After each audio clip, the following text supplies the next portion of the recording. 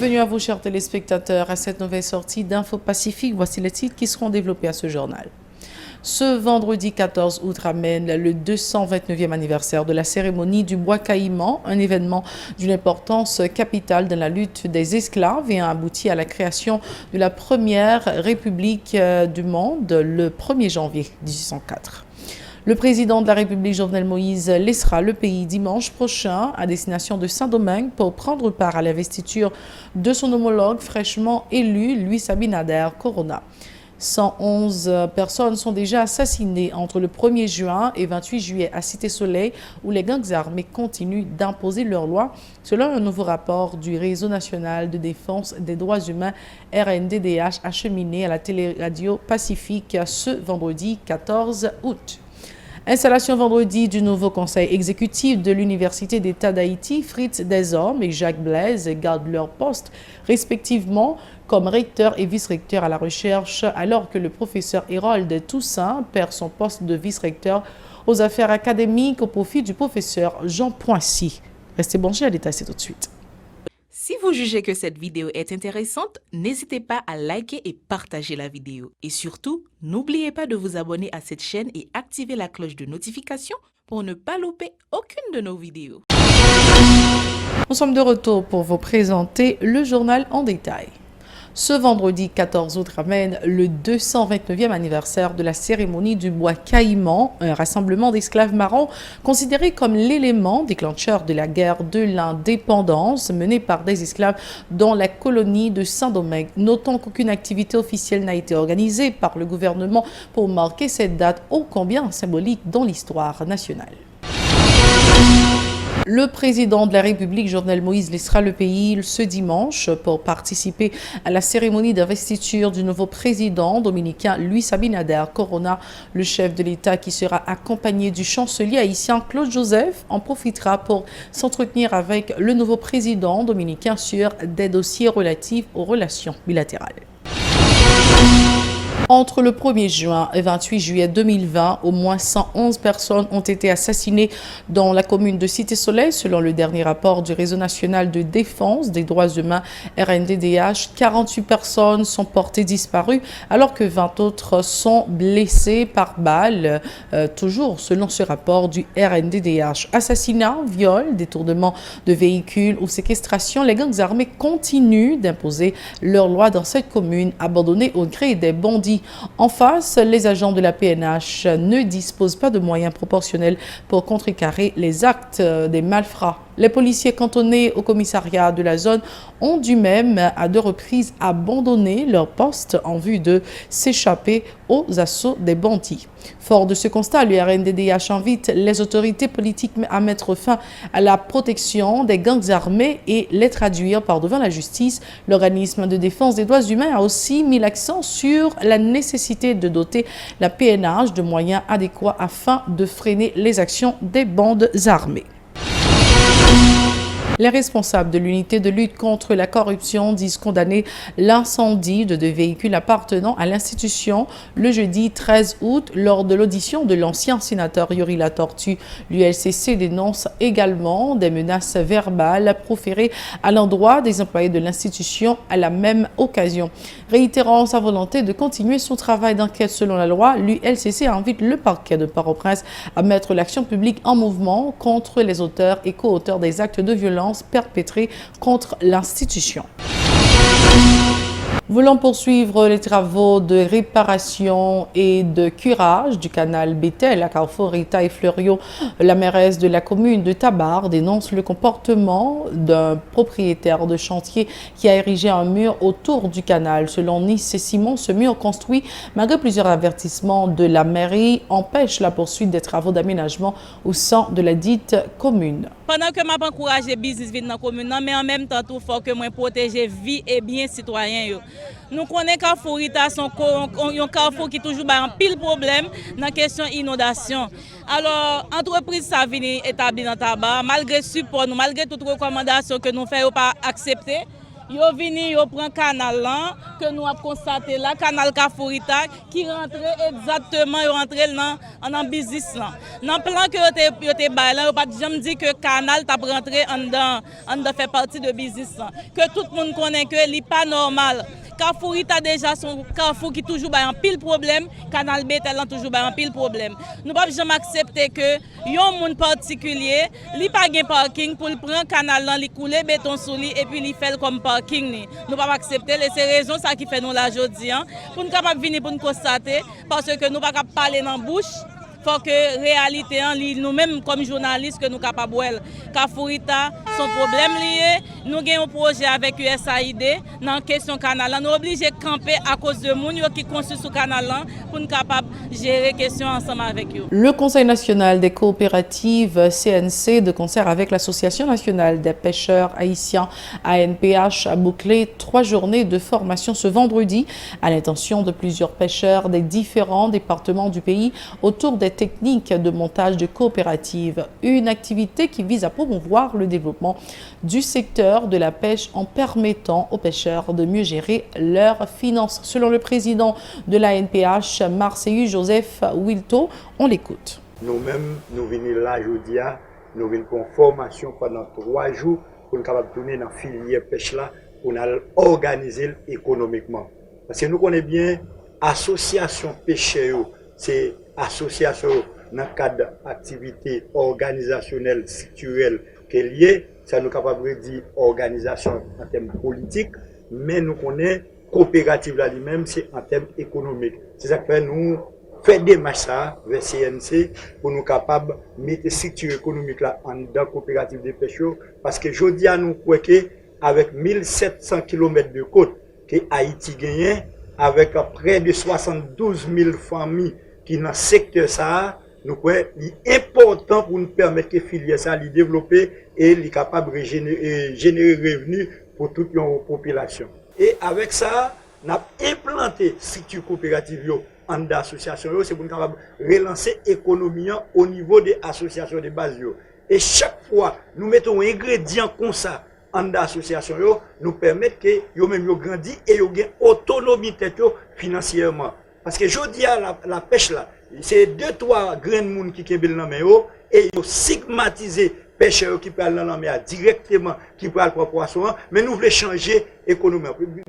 L'autre chose qui est important, là nous garder gens secteur pêche, nous voulons tout avec action coopérative, nous sommes capables de protéger l'environnement côtier marin. Par ailleurs, Marseillus Joseph Wilto s'en prend à l'État haïtien, ainsi le secteur privé des affaires qui, dit-il, n'ont rien fait pour supporter la pêche dans le pays, alors que ce secteur pourrait constituer l'un des fers de lance de l'économie nationale, a-t-il indiqué. Les déclarations de Marseillus Joseph Wilto au micro de Moïse Saint-Éloi et Joseph-Philippe François. Je dis à nous connaître, dans le pays d'Haïti, tout le monde qui a droit jouer une propriété, il faut qu'on soit gros palto. Dans le secteur ça, c'est grâce avec CNC. Je dis qu'à aider nous monter des outils ça, qui c'est coopérative.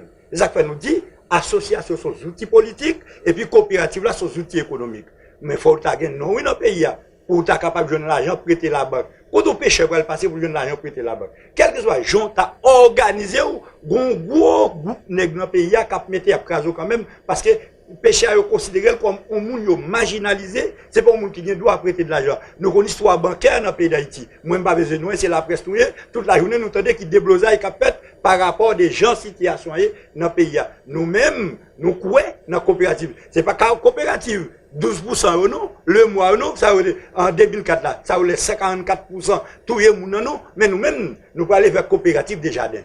Coopératives qui permettent de relancer l'économie en deux filières. Des participants n'ont pas caché leur satisfaction au terme de cette séance de formation au cours de laquelle ils ont appris à mieux gérer leurs ressources humaines, financières et matérielles dans le cadre de leurs activités holistiques qui a suivi leur déclaration. Pour formation ça, moi satisfait en pile. Et c'est la première fois tout.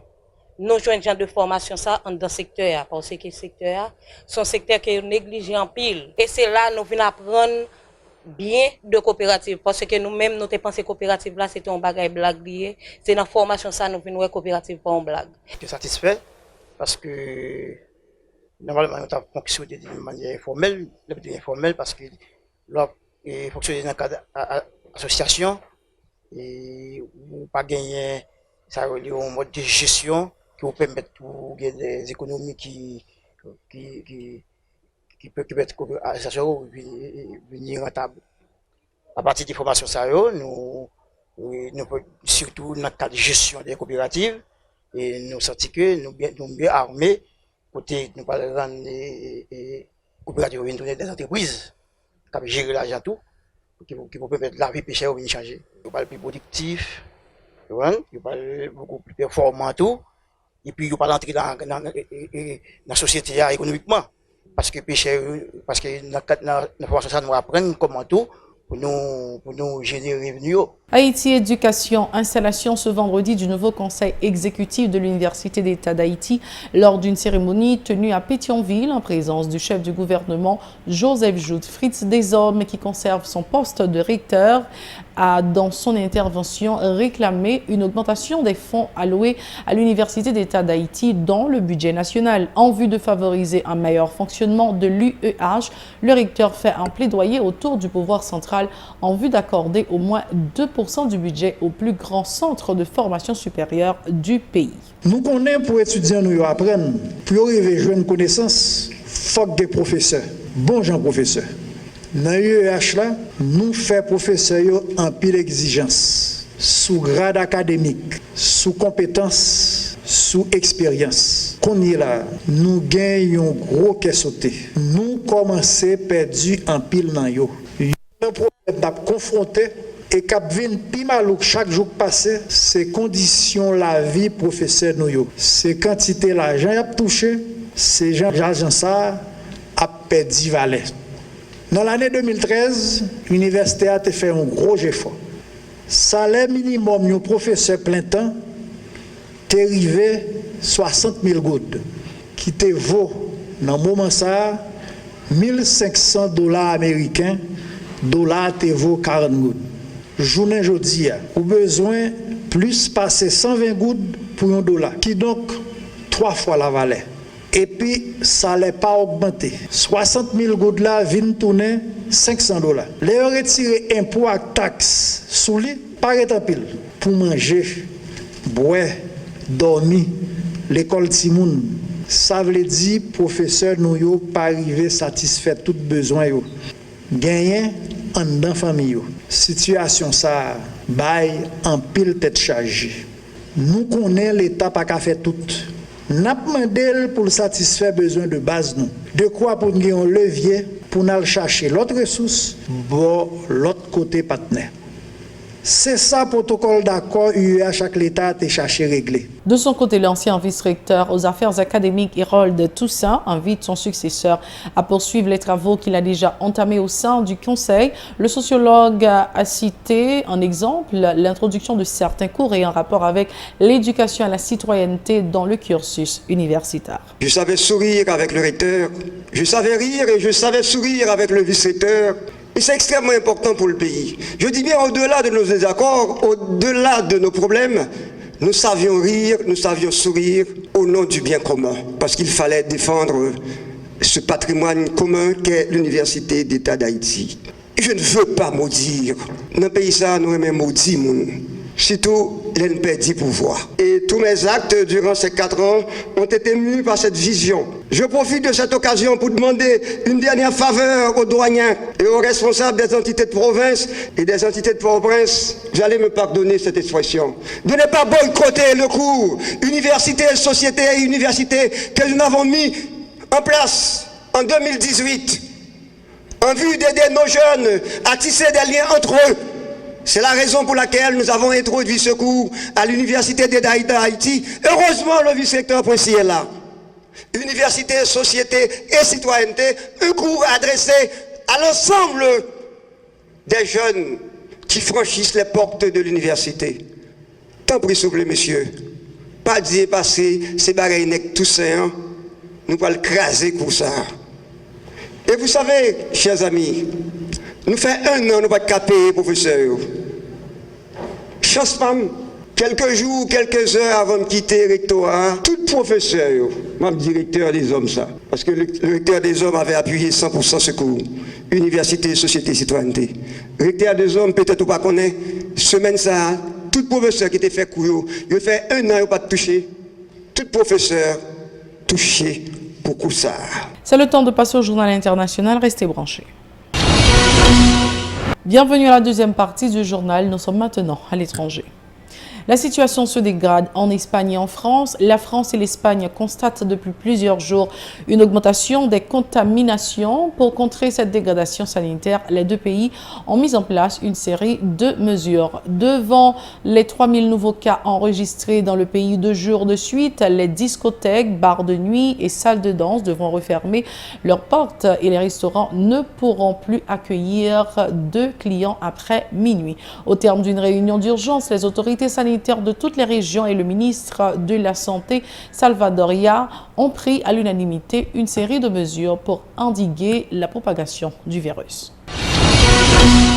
Les États-Unis ont confirmé ce vendredi 14 août avoir saisi la cargaison de 4 tankers transportant du pétrole iranien à destination du Venezuela pour le compte des gardiens de la révolution que Washington considère comme une organisation terroriste.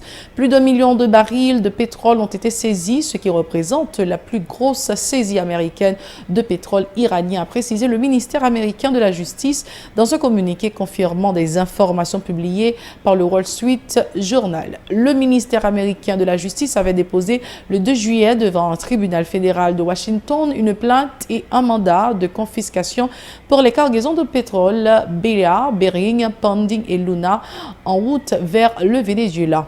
Ces 4 navires ont été saisis en mer et se dirigent vers Houston, au Texas, selon le quotidien qui cite jeudi des responsables américains. La plainte de la justice américaine cite notamment Mahmoud Madanipour, homme d'affaires ayant des liens avec les gardiens de la révolution, l'armée idéologique du régime iranien qui aurait organisé le transport de pétrole vers le Venezuela, utilisant des compagnies offshore et des transferts de bateau à bateau pour contourner les sanctions internationales contre le régime. C'est la toute fin de ce journal. Merci de l'avoir suivi avec nous. N'oubliez pas de nous suivre sur les réseaux sociaux, Facebook, Twitter, Instagram, YouTube ou encore radio-télévision-pacifique.com. Vous pouvez également télécharger l'application Radio-Télévision Pacifique sur votre smartphone ou encore nous suivre sur la chaîne 54 Télé Haïti. Au revoir.